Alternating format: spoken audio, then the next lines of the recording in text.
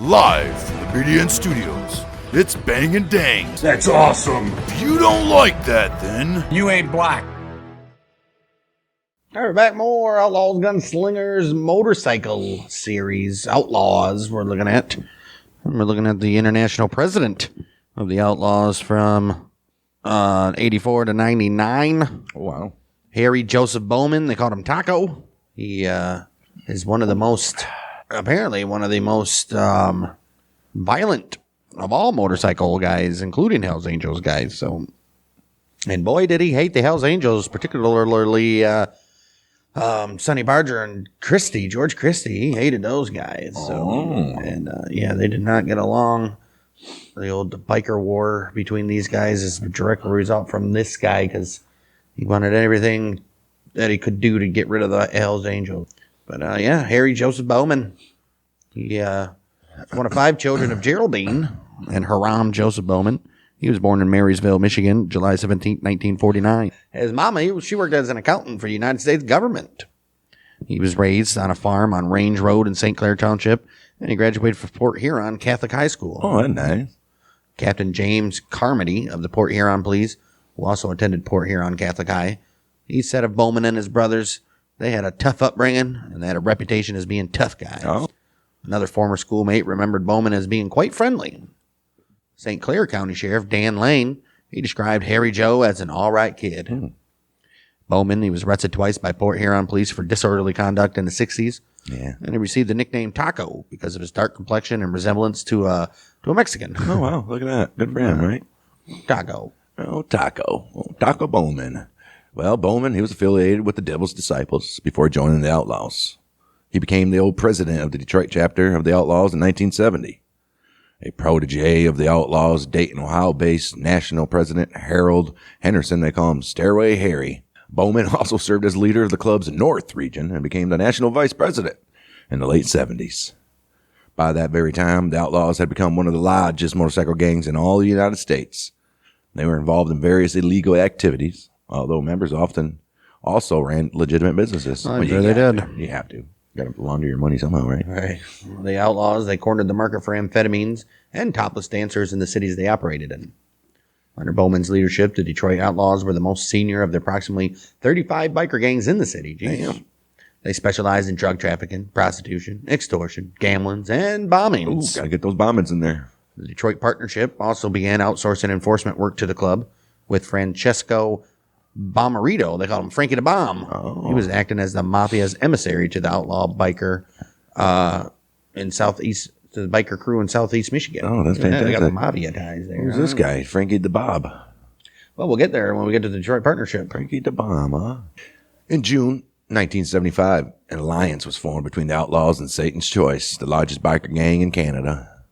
Under the terms of the agreement, the Outlaws were the exclusive distributors in the United States of PCP and meth, which is manufactured by Satan's Choice members in Northern Ontario. Damn, Jake, I didn't know they like to get wet. Right.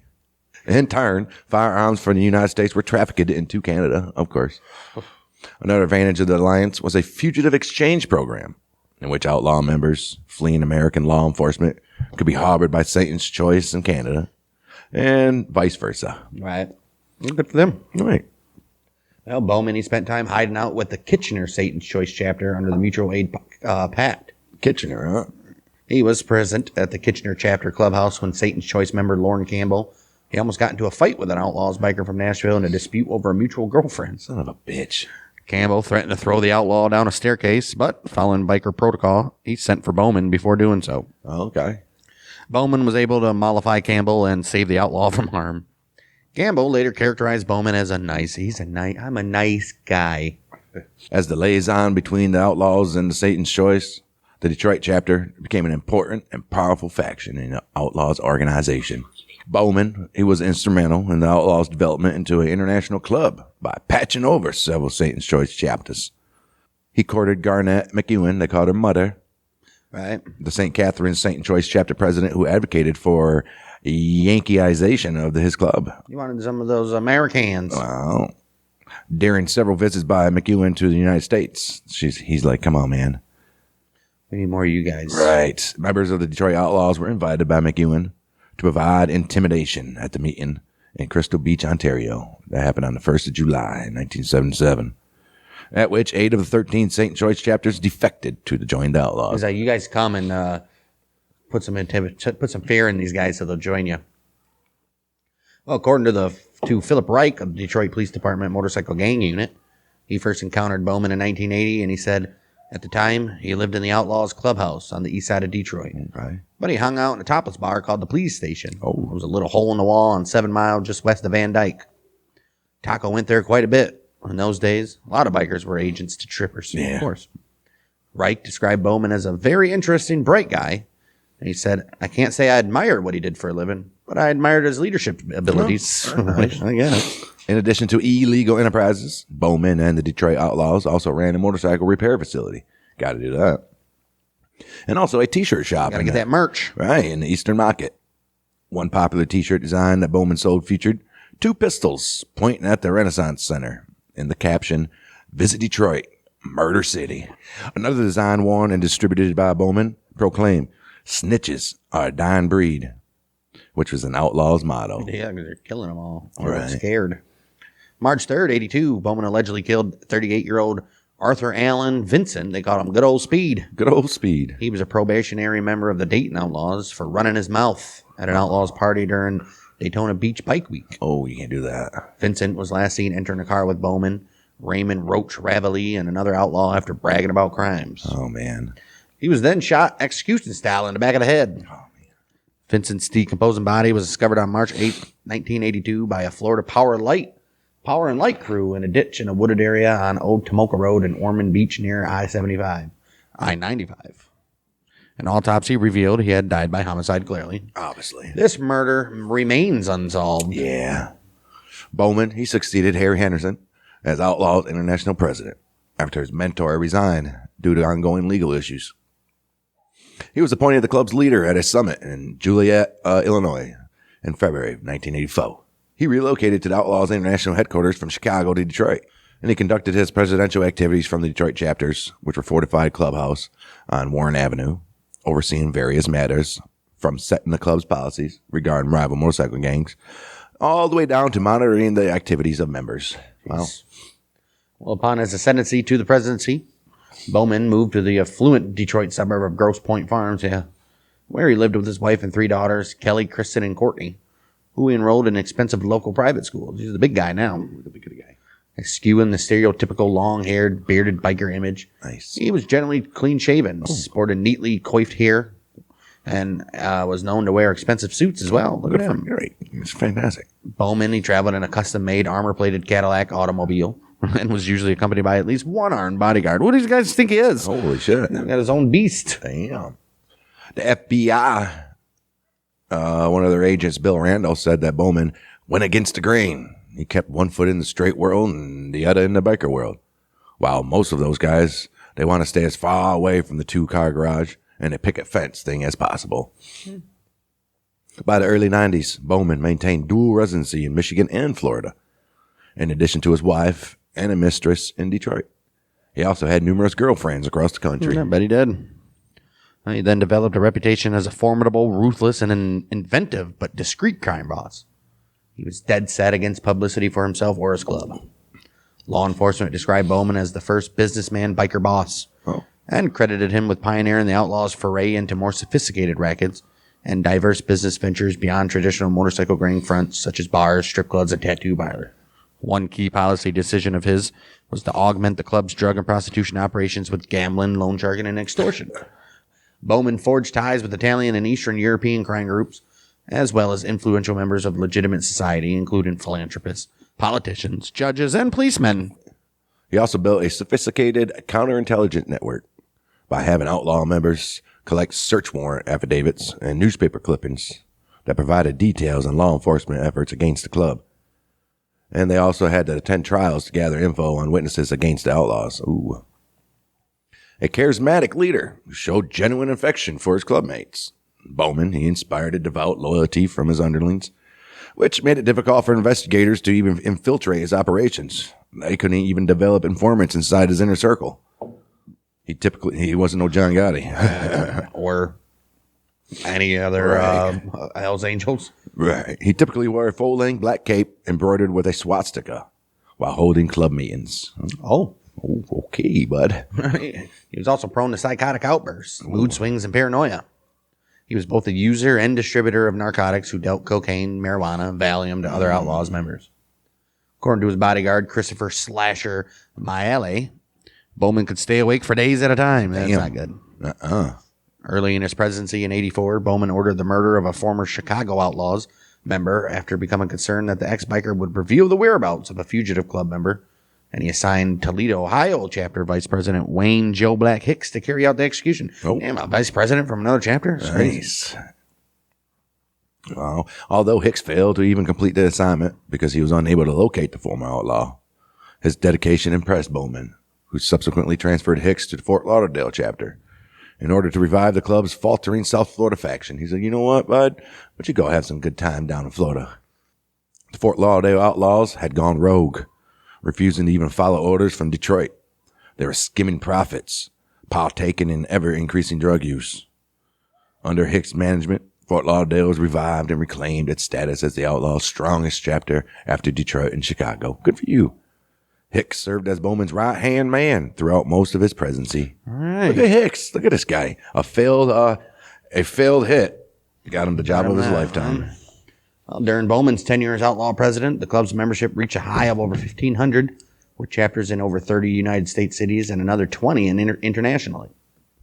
The Outlaws' expansionism brought the club into conflict with the Hells Angels, which you would think, with whom they were in competition for members and territory.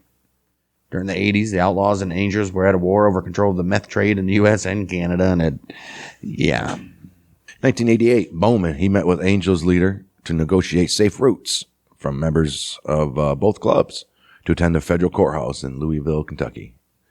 This is where 10 Angels members were to stand in trial accused of conspiring to bomb the Outlaws clubhouse in the Portland neighborhood of Louisville. During the negotiations, Bowman, he learned that Raymond Chaffin, they called him Bear, which was a former outlaw and member of the Warlocks in Central Florida. Well, this guy, this son of a bitch, has been contacting the Angels in an attempt to have the Warlocks join the Angels. Hey, whatever. Oh. Over the course of several meetings with Detroit partnership boss Jack Tocco, in 1989, Bowman established an alliance with the Mafia. As part of this coalition, the Outlaws partnered with the Detroit crime family in loan sharking, gambling, and narcotics deals. Outlaw members and the mafiosi began collaborating in rackets, which were operated from a series of biker bars in Metro Detroit. Fantastic. Yeah, dude. After Wayne Hicks became the Outlaws' Florida regional president in 1990, he reported to Bowman that the club member Alan Wolf, they call him Greaser, he testified before a grand jury. Bowman's like, oh, hell no. He goes, guess what, Hicks? Take care of that shit. Wolf was beaten by Hicks and another outlaw and expelled from the club. That's it. Sure, I guess, if he's already talking to the Pobo. Right. Shortly afterwards, a conflict emerged between the Outlaws and the Warlocks. You've seen that coming. Who had begun selling drugs in Florida on behalf of the Angels. After learning that the Warlocks' Edgewater chapter was being led by former outlaw member Raymond Chaffin, Bowman, he said, Hicks, you go kill that motherfucker. Kill him. Well, Hicks in turn directed Fort Lauderdale chapter president Houston Part-Time Murphy and prospect Alex Dirt Anchorage to carry out the murder. After gathering intelligence on their target, Anchorage and Murphy traveled to Edgewater February 21st, 1991. And Anchorage fatally shot 44-year-old Chafin 4 times in the back of the head. Damn. With a silencer-equipped .22 caliber pistol. And he was working on a motorcycle in his garage. Chafin's body was discovered by his 12-year-old daughter when she returned home from school. Oh, man. Bowman and Hicks agreed to present themselves in public at the time of the murder in order to establish an alibi. Anchorage was subsequently presented with full Outlaws colors and an SS patch that was only awarded to members who have committed murder or attempted murder on the club's behalf, and usually only against Hells Angels. Right. Damn. Well, he should have got something there. Holy shit. Right. 1991, Bowman and the Outlaws, they caused a dispute with the Detroit partnership. After the bikers began extorting Lebanese racketeers, who were running a string of floating crap games, and who had traditionally paid protection money to the Mafia in order to operate without interference. Well, when the dice game organizers opted to pay the Outlaws instead, the old mobster Jack Jockalone, they call him Jackie the Kid. I miss Jackie the Kid. He responded by assigning enforcers Paul Corrado, they call him Paulie, and Nove Toko to murder Bowman. He's like, he's got to go. Well, unable to find the opportunity to kill Bowman, Corrado and Toko, they grew frustrated and suspicious about Jockalone's motives behind the would-be assassination. Right. After Toko sought counsel from other mafiosi, including his father, Paul, brother Joe, and uncle, the big guy, Tony Z. Zerilli, the underboss of the Detroit Mafia. In that conversation, he and Corrado mused over the murder plot as they drove by Bowman's home on the morning of April 23rd, 91. It was intercepted by an FBI listening device planted in Toko's car. Oh. Guys, haven't you learned? Wow. Well, the FBI's like, we got to save this motherfucker. After convincing Bowman that he wasn't being lured into a trap by the FBI, federal agents met with Bowman in a parking lot on the east side of Detroit. They're like, hey, bud, it's threat on your life, man. We have to tell you that. According to testimony from Nove Toko, who later turned government witness after a federal racketeering conviction, he and Corrado, they were prevented from carrying out the murder by Jack Toko after they presented their plan to kill Bowman to Paul Corrado's uncle, Anthony Tony the Bow Corrado, which was the capo. Bowman ultimately acquiesced his control of the gambling rackets, and the contract on his life was rescinded. After Frank Bomarito ordered a sit-down between Bowman and Anthony Jockalone, the Detroit partner's street boss, and the uncle of Jack Jockalone. Oh, Jack Jock. Well, the Mafia in turn began sharing with the Outlaws an increased percentage of the profits from drug and loan sharking rackets, in which the crime family and the bikers colluded. During Bike Week, Daytona Beach, March 92, Bowman directed the kidnapping and beating of Erwin Hitler Nason. Neeson. He was a club probate who had gotten into a physical altercation with Atlanta's outlaw president, James Moose McLean, at a bar the previous afternoon. You can't do that, guy. You're a freaking... You're just a freaking prospect, dude. Wow. Neeson was taken to Bowman's motel room. He was assaulted, threatened with a knife, warned that he would be killed if he ever struck an outlaw officer again. That's Bowman warned him, and also fellow outlaws Houston Murphy, Dennis Dog Hall, and Christopher Miel. They were all present there, and they said, motherfucker, we'll get you. All three of us, probably, different times. Right. Neeson, he was then pushed off a 3-story balcony by Murphy, which resulted in severe injuries. Jeez. Wow. That following year, another Florida outlaw, Kevin Turbo Talley, he incensed Bowman by signing a statement by Canadian officials admitting that the Outlaws were a criminal organization. No. Oh, shit, bud. Well, Talley had been arrested while visiting an Outlaws chapter in Ontario and was deported back to Massachusetts, where a warrant for him was outstanding. Bowman then ordered Hicks to have Talley report to Detroit. Upon his arrival at the Detroit Metropolitan Airport, I don't know how he's leaving Massachusetts, but Talley was met by 2 Outlaws bikers and escorted to the Detroit chapter clubhouse, where he was detained in an isolated room for 5 days, beaten and sodomized. Bowman and Hicks eventually arrived in Detroit and told Talley of their disapproval of his cooperation with the Canadian authorities. Afterwards, Hicks sent Talley back to Florida, where he planned on expelling him from the club. Believing his life was in danger, Talley instead resigned his Outlaws membership. He said, I'm getting the hell out of here. You guys just stuck broom handles up my ass and shit. The Outlaws' long-standing rivalry with the Angels saw a resurgence as a result of Bowman's feud with the Angels leader, Sonny Barger. Yep. Detroit policeman Philip Wright, he described the conflict as an ongoing thing over who had the better club. A fucking dick swinging contest. Right. He said it was like the Hatfield and McCoys. They hated each other. The Angels, the largest motorcycle gang in all the United States, were based primarily on the West Coast and in the Northeast, while the Outlaws, they were the Midwest gang. They sure were. In an attempt to quell the increasing tensions between the clubs, Bowman twice hosted peace talks with George Christie, who was a national officer in the Angels. That happened in Florida first, December of 92, and then again in May of 93. According to Christie, he and Bowman were working towards a peace treaty when the Outlaws leader withdrew from the negotiations all of a sudden. Christie believed Bowman was persuaded to abandon a truce with the Hells Angels by one of his lieutenants, Spike O'Neill. Oh, fucking Spike. Who thought agreeing to a ceasefire would make the Outlaws appear weak. Ooh, maybe. Yeah. I don't see how. Right. Ahead of a pro stock motorcycle drag race in Milwaukee, June 1993, which Patrick Matter, the president of the Minneapolis Hells Angels chapter, he was expected to compete in full Hells Angel colors. Bowman, he led a contingent of 25 to 30 outlaws in confronting Matter. Bowman, Nobody's there with him? right. Bowman took offense to Angels wearing their biker vests in Milwaukee, a city considered outlaw territory. And he arrived at Matter's motel in a Lincoln automobile with a bodyguard wielding a MAC-10 submachine gun. Shit. This led to an armed standoff with a group of Angels who were positioned on the second floor of the motel. The Outlaws leader warned Matter that if he took part in the race while wearing his Angels patch, we would have a problem. Matter, he initially declares refusal to even oblige his request. Right? Oblige? Sure.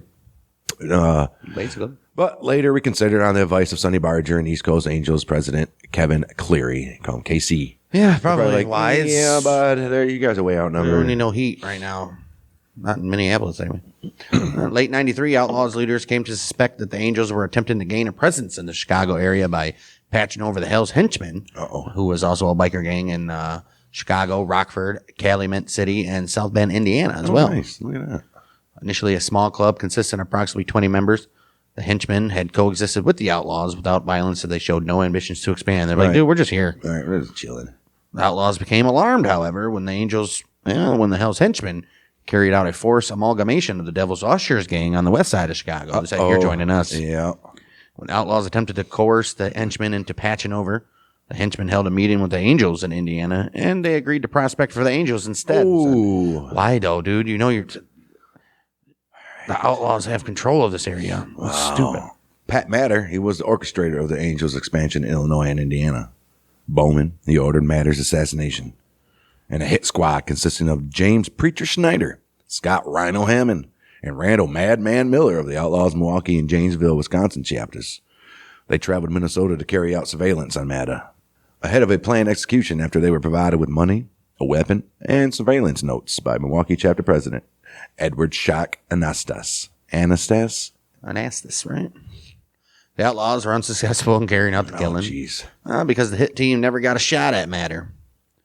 Several months later, December 15th, 1993, the Outlaw members attempted a car bomb attack on Matter outside his custom motorcycle business, Minneapolis Custom Cycle.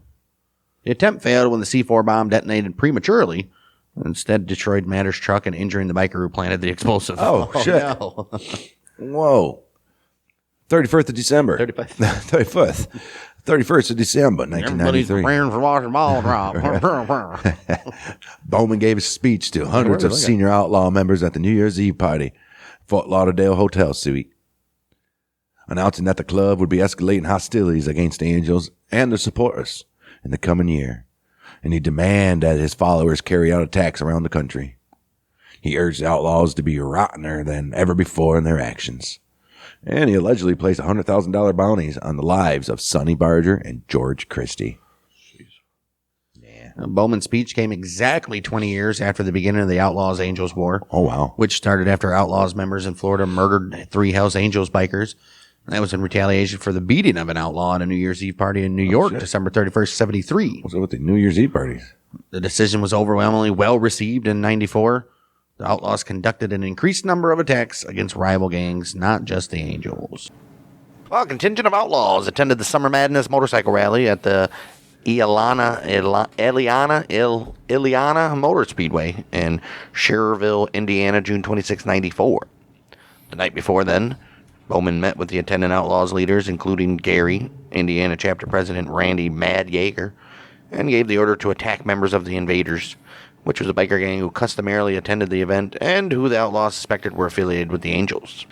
He said you do that at the Speedway the following day. To carry out the attack, the Outlaws planned to use a war wagon, which was a vehicle modified with steel plating and several gun ports and equipped with firearms and other weapons. Fantastic. And they're going Mad Max Thunderdome up in this. Oh, well, worried about her safety of her girlfriend. What? Worried about the safety of her boyfriend, an Outlaws member's girlfriend, alerted the Gary Popo, of the arranged violence. And the police, in turn, warned the invaders not to even attend the event. Like, don't do it. The motorcycle rally passed without incident as the invaders failed to appear at the speedway. Oh, pussies. As the procession of outlaws were leaving the event, the police stopped the armored van, seizing guns, ammo, smoke grenade, arresting 6 outlaws from Milwaukee. Knowing they had become targets of the Outlaws, the invaders disbanded. With some of the members joining the Hells Angels and the rest retiring from crime. Jeez, they're like, that's not what we signed up for. Nope. During a visit to Illinois in the spring of 94, Bowman complained to Chicago Outlaws chapter president Peter Grease Lightning Rogers about the presence in the area of the Hells Henchmen. Rogers was hesitant to take action against the rival gang, however, because he feared any incidents may draw the attention of federal authorities, and so Bowman assigned Wayne Hicks, Houston Murphy, and Buffalo, New York chapter member Walter Buffalo Wally Posnjak. He said, you guys carry out surveillance on the Hells Henchmen Chicago headquarters. Okay. This guy don't want to do shit, we will. Right. During one such reconnaissance mission, Murphy observed Hells Angels memorabilia on the premises. At a meeting at Bowman's residence in Detroit in September of 1994, Bowman gave permission to Chicago outlaw Carl Warnick. They call him Jammin' J. And he also gave permission to Gary member Randy Yeager to bomb the hell out of Hell's Henchmen, their little clubhouse that they had. About 6 p.m. on 7th of November 1994, Kevin O'Neill, the president of the State Line chapter in Janesville, and Gary chapter president Raymond Morgan Jr., they call him Champ, detonated 100 pounds of C4 car bomb in a 1989 Ford Taurus outside the building, which was located at 1734 West Grand Avenue. Why are presidents doing this? Anybody in Chicago want to go look at? No casualties were reported, although a steel door to the clubhouse was damaged and windows on a number of buildings and parked cars in the area were shattered. No. The attack was the third largest car bomb in the United States history, surpassed only by 2 actual terrorist attacks of the World Trade Center bombing in 93 and the Oklahoma City bombing in 95. Oh, wow. The Hells Henchmen patched over to the Angels December 10th, 94. At 8 p.m. December 16th, the Grand Avenue Clubhouse went up in flames after being doused in petrol gas and was subsequently condemned and put up for sale. Well, what are you going to do? A group of outlaw bikers celebrated by visiting the site and giving it the finger. Oh.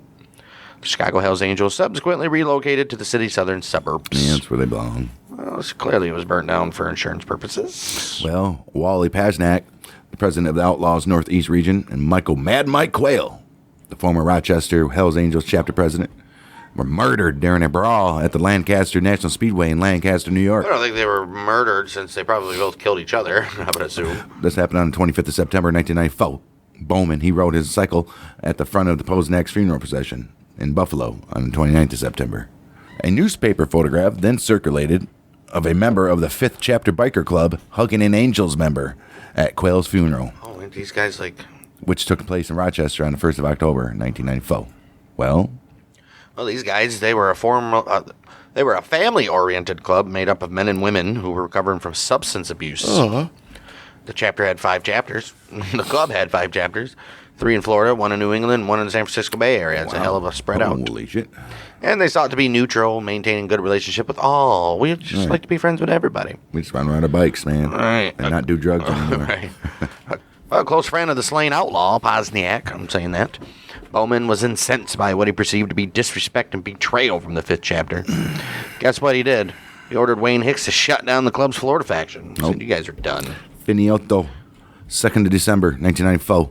14 members of the 5th chapter accepted an invitation from Stephen Lemonyan. They call him DK. Lemonyan? Why would they do that? Of the Outlaws Daytona chapter to attend the Outlaws Clubhouse in Orlando. The 5th chapter bikers were searched as they entered the compound, and once inside, they were seated around 2 picnic tables and surrounded by armed outlaws. DK displayed the newspaper photograph, which had infuriated Bowman, and they began beating the shit out of the 5th chapter national president Mike Malone with a flashlight as the rest of the club's members were held at gunpoint. Jeez. Wow. Well, after being informed by Lemonyan that they could no longer exist as a club and ordered to remove their colors, the 5th chapter members complied with the instructions before being attacked with bats and chains. Oh, shit. Following the mass beating, the 5th chapter members were allowed to wash themselves and were told to return home without congregating or visiting hospitals, and then mail any 5th chapter memorabilia in their homes to the Outlaws. Oh, wow. Jeez. One 5th chapter member who suffered a broken arm was unable to ride his motorcycle correctly, and he informed the police of the beating and suffered after crashing in a car. Oh, I mean, what are you going to do? Oh, he crashed, and then the cops came. Right. He's like, I got my ass put by the Outlaws, man. Right. As a result of the tip-off from a corrupt officer, Oh, jeez. Bowman became aware of Gary Outlaw's chapter sergeant-at-arms Donald Big Don Fogg's status as the police informant, and announced at a club meeting in Chicago in late 1994 that Fogg would be murdered, and his death would be disguised as an assassination by a rival gang. Fogg, he was allegedly one of the two outlaws who fatally stabbed Angels member Mike Quayle at the Lancaster Speedway Brawl. And he was questioned about the moita. Him and 3 other Indiana outlaws traveling in a car. They were stopped by the New York State Police on the New York State Thruway at Fredonia while in possession of Quayle's bloodied Angels colors on the day of the killing. You can't have that. Stupid. January 28, 1995, 30-year-old Fogg. He was indeed executed via 3 gunshots in the back of the head. Damn. And his body was found in a pickup truck in a vacant lot near the Outlaws Clubhouse on the east side of Gary. Oh, wow. Fogg received an Outlaws funeral, which was held in nearby Portage over 2 days in February 95 and attended by club members from around the country, including Bowman and Gary chapter president Randy Yeager. At the funeral, a rumor was circulated that Fogg had been shot by a policeman interested in the biker's girlfriend. Although the Outlaws expressed no desire to seek revenge. That makes sense. They would all have to attend because they didn't want to look like they did it. We think a corrupt cop did it. And you're like, nah, I don't think so. That don't sound right. Due to Bowman's insistence that the Outlaws rid Florida of the Warlocks, Wayne Hicks, that's Stephen Lemonian, to determine a method of destroying the Warlocks clubhouse in Orlando. After a period of surveillance, Lemonian and 2 other outlaws, Steve Hilton and Louise Musher, they detonated an explosive device at the Warlocks Orlando headquarters, 18th October, 1994. This leveled the building. Oh, wow. Another plot by Lemonian, Musher, Hilton, and Robert Gunther, they call him Broda. They had a plot to firebomb a Warlocks clubhouse in Brevard County. It was foiled by an FBI operation against the Daytona Outlaws. Idiots. Well, February 27, 95, the FBI raided the Daytona chapter's headquarters, and they arrested 16 members on racketeering, conspiracy, and arson charges. Makes sense. A bomb identical to the one used in Orlando, which was constructed by Lemonian, it was seized during a search of his residence. Okay. Jeez. At a meeting of regional outlaw presidents, Bowman criticized one club leader, Michael Mad Mike Markham. He said, "You failed to take action against the Angels in his territory."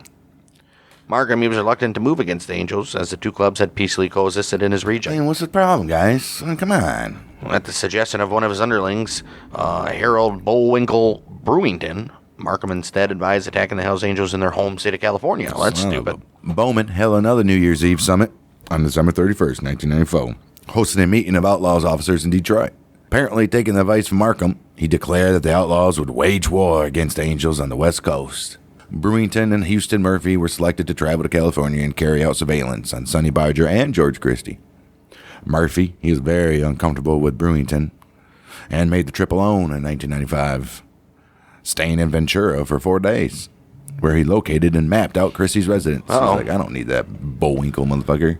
Well, he then returned to Florida, but was directed by Bowman to take the map to Tennessee, found the racketeering indictment against the Daytona Outlaws in February of 95.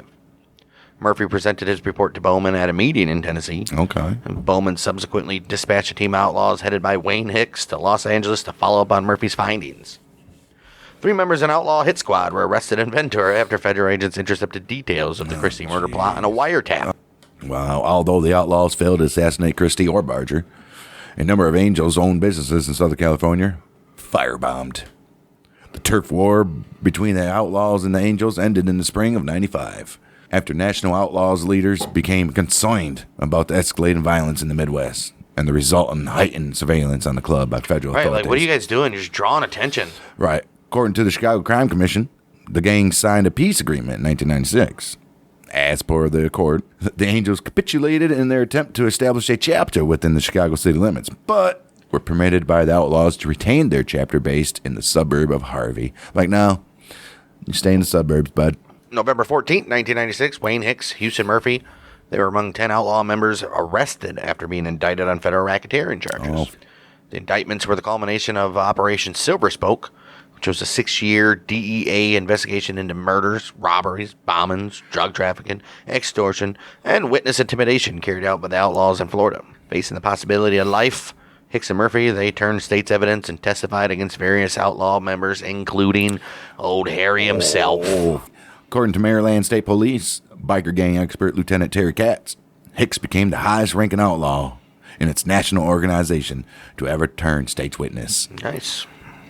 Katz described the significance of Hicks's cooperation. He said, in the world of motorcycle gangs, this is like Sammy the Bull Gravano telling all he knows about John Gotti. Yeah. Bowman was indicted on 10 counts, 4 RICO charges, 4 of drug trafficking, 1 explosives, and another of illegal firearm possession. Just for the hell of it. Yep, that happened in 1997 by the United States Attorney's Office for the Middle District of Florida. Well, in August of 97, FBI agents raided Bowman's residence in Grosse Pointe Farms, but they were unable to serve the indictment against them, which was unsealed by a federal grand jury in Tampa nearly 2 weeks later. Oh. Bowman became a fugitive from justice over the next 18 months. Damn. Moving between a series of safe houses across the country with the aid of various Outlaws chapters, as well as his contacts in the Detroit Mafia. During his time as a fugitive, Bowman was deputized as Outlaws International president. By Big Frank Wheeler of the club's Indianapolis chapter. March 14, 1998. Bowman added to the FBI 10 most wanted list. Ooh. Damn. With federal authorities offering a $50,000 reward for info leading to his arrest. That's it. He was profiled on America's Most Wanted. Although his notoriety in biker circles rivaled that of Sonny Badger, Bowman had kept a low profile among the general public during his criminal career prior to his listing on the Most Wanted list.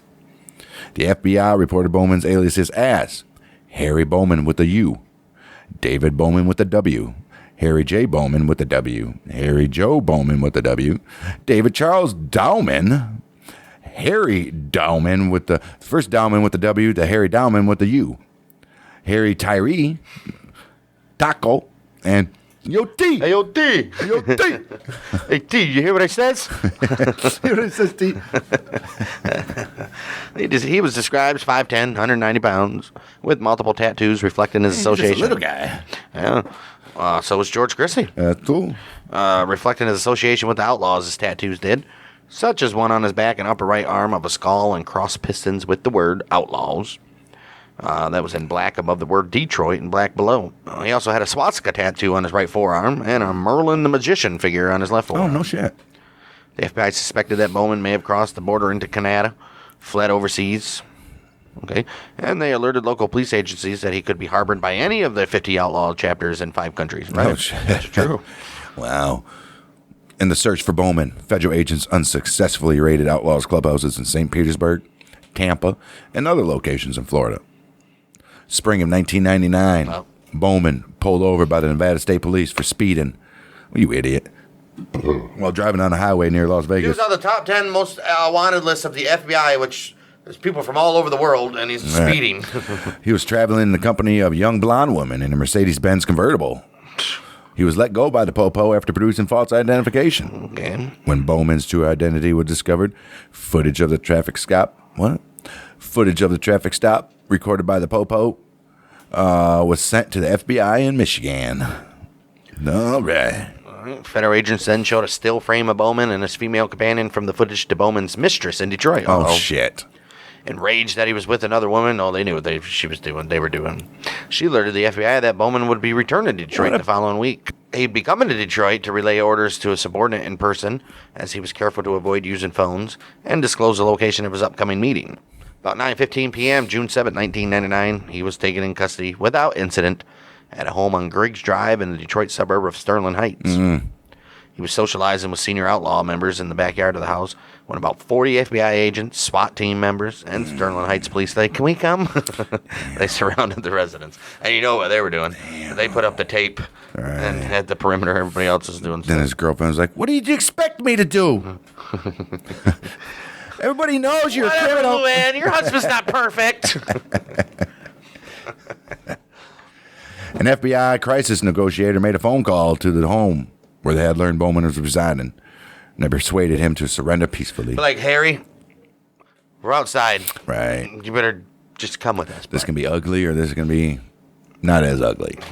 The FBI director, Louise Free. What do you say, Louise? It's Clary Lewis. It might be Louise. It's not. FBI Director Louis Free acknowledged in a statement that Bowman was apprehended after a tip from a member of the public. Yeah, his bitch. You don't even know that. The following day, Bowman appeared in federal court in Detroit and waived his right to a hearing in Michigan, telling United States Magistrate Mark Goldman, this indictment is like trash. Okay. Well, unfortunately for you, he was ordered to be extradited to Florida to stand trial.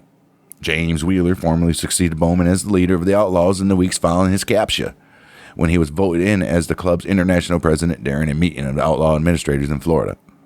Wheeler subsequently relocated the club's international headquarters from Detroit to Tampa. Makes sense. Yeah.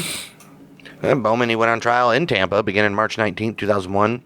That was on 10 counts involving crimes committed between 80 and 97. He was represented by noted defense attorney Henry Gonzalez of Tampa. There's no statute of limitations on anything? Certainly not. Bowman, I don't think it's Rico, right? Right. Bowman, he wore spectacles and a dark suit and sported a styled hair throughout his trial. Oh, that's nice. Due to his prior incidents of the Outlaws attempting to interfere with judicial proceedings by intimidating witnesses, the court sua sponte decided to impanel an anonymous jury without withholding jurors' names, addresses, and places of employment. They should do that anyways. Clearly. Like, geez. Of his, her, its, or their own accord. Okay, so the court was like, on our own accord, without no input from nobody. Right. We probably should do some anonymous witnesses here. Right. Despite Bowman's objections, the identities of the jury remained classified throughout his trial. Courthouse security was also increased. Additional guards were placed in courtroom. Visitors required to pass through metal detectors. The judge banned Bowman from handling any sharp objects, ordering him to use felt tip pens. Despite the anticipation of an outlaw's presence, no club members even attended the trial. Oh, damn. Prosecutors representing the federal government, Terry Furr and Stephen Kunz, they asserted that Bowman had sought to claim Florida and other states as outlaws' territory and ordered murders and other acts of violence against informants and rival biker gangs in a campaign of terror. In presenting their case, Assistant U.S. District Attorney Furr, he stated, Bowman is the head of a worldwide organization and has been for 20 years.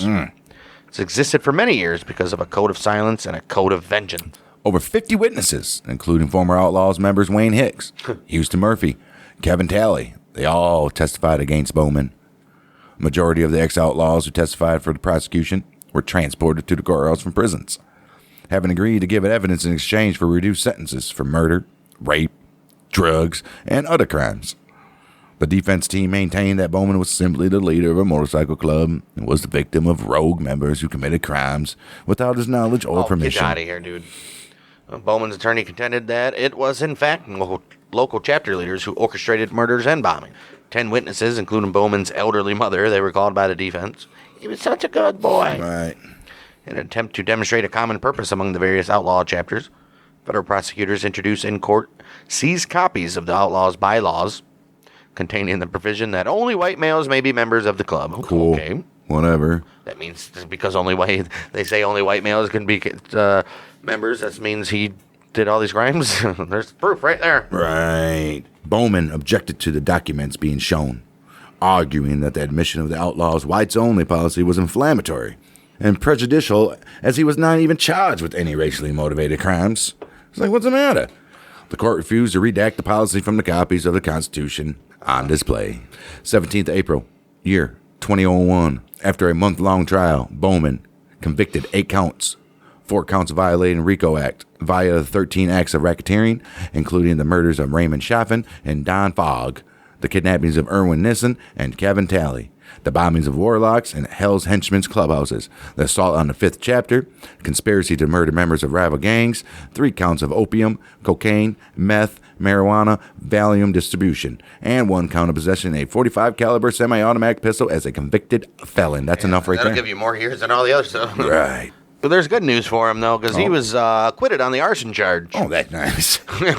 Graham Brink of the Tampa Bay Times, he writes that Bowman took the news that he was about to spend the rest of his life behind bars with the casual cool that he has displayed throughout his month-long trial. He became the 29th member of the Outlaws to be convicted in Florida since 1995. July 27, 2001, he was sentenced to 2 terms of life, 3 terms of 28 years, 2 terms of 10 years and 1 term of 3 years to run concurrently. And that was by Judge James Moody Jr. of the U.S. District Court for the Middle District of Florida. Additionally, Moody ordered Bowman to pay $18,000 in restitution to Chafin's widow. That's it. Like, he has to even do that. The judge waived a potential $2 million fine, though. Ooh, wow. Cool. He's going to be spending his life in prison. Where's he going to get $2 million? Bowman, he declined the opportunity to say anything on his own behalf before he was sentenced. Simply smiled, shook his lawyer's hand at the end of the sentence. Imprisoned at the Federal Correctional Complex, Coleman, in Central Florida, Bowman appealed his convictions, contending that the district court erred by refusing to disclose the jurors' names and by refusing to redact parts of the Outlaws Constitution to eliminate the whites-only membership policy. He also challenged the sufficiency of the evidence. When he was seeking assistance on appeal strategies, Bowman contacted George Christie and asked his permission to hire Christie's daughter, Mariah, as his attorney. To which Christie, he said, sure. Did he know that he was trying to kill him? He knows that they didn't like each other, I'm sure. Wow. On the 20th of August, year 2002, the United States Court of Appeals for the 11th Circuit upheld Bowman's convictions. But they did. Daytona Beach Police Department Detective Mikey Powers speculated that Bowman's influence over the Outlaws had been terminated by his imprisonment and that his time ruling the roost had come to an end. Oh. FBI agent Tim Donovan, who was part of the investigation against Bowman, he surmised that the club would continue to operate as a viable criminal enterprise despite his conviction. He stated, sadly, there's always someone to take their place. Yeah. The Outlaws were weakened by Bowman's absence, particularly in his hometown of Detroit, where much of the organization was dismantled in the late 90s. Yeah, we'll move on. The seat of power within Outlaws subsequently shifted back to the club's traditional headquarters in Chicago. James Wheeler, who succeeded him as international president of the Outlaws, was described by the crime reporter Scott Bernstein as a considerably less successful leader than Bowman. Leroy Black Region Roy Frazier, a former Bay City chapter president, filled the power vacuum left by Bowman in Michigan. Look at you, Leroy Frazier. The Highwaymen overtook the Outlaws as the largest and most powerful motorcycle gang in the Detroit area at the beginning of the 21st century. And the Outlaws' ties to the Detroit partnership weakened when Frank Bomarito, who served as the Mafia's liaison to the club and had helped hide Bowman while he was a fugitive, he was demoted from his post as a mob capo by the newly appointed family boss, Jack Jacquelone, in 2012. David Acito, they call him Davy Donuts, he took over Bomarito's crew, reportedly lacked the connections to the biker scene on the east side of Detroit that his predecessor had. He's like, whatever. That's not my scene. Well, Bowman died from cancer at the Federal Medical Center in Butner, North Carolina on March 3rd, 2019. Son of a bitch. Age of 69. An impromptu memorial service for Bowman at his former Detroit chapter compound the following day drew approximately 5,000 people. Wow. He was laid to rest at Bear Creek Cemetery in Dayton, Ohio on March 16, 2019. He had chosen to be buried at Bear Creek as it was the final resting place of many of his outlaw brothers. Okay. Around 2,500 people, including Outlaws members from dozens of U.S. states and internationally, as well as other crime figures from across the country, they attended Bowman's funeral service at the Montgomery County Fairground. The venue of the fairgrounds was required to host the funeral in order to accommodate the large number of mourners. Plainclothes officers from a number of POPO agencies and task force were in the attendance to observe the funeral. Columbus Division of the Police Intelligence, Detective Mark Lovett, said of the spectacle, "This is one of those events that really only happen once in our career. To see something this big." There you go. That's Harry Bowman. Probably no other biker guy that we covered, Barger or Christie. They were never on the FBI's most wanted list. It's crazy. No, truly he was an outlaw in all sense of the word and was the head of the Outlaws for a while there. Yeah, that's Harry Bowman. Next week we'll be back for some more remastered Prohibition. Oh, shit. We'll probably most likely take a look at the King of the Everglades. Gator Mike? Yeah. Prison Mike. King of the Everglades, John Ashley. Oh! So, yeah, he did some things. Got into a big police shootout. His story was almost like Wild West-ish. It was. If I recall. It was. But yeah, we'll have him, and then obviously into our serial killing for the end of the month of April. I mean, May, I think we're in now. I don't even know. We're recording this early April. It could be Halloween. For the month of May, we'll be rounding out What serial killer? So it's almost summer, guys. It's almost summer. I wish it was, because where we're recording it, it's not near summer. But yeah, we'll be back next week for John Ashley, King of the Everglades, Prohibition. And so we'll see you then for more Outlaws, Gunslingers. We are the Mother Music Industry. We bang.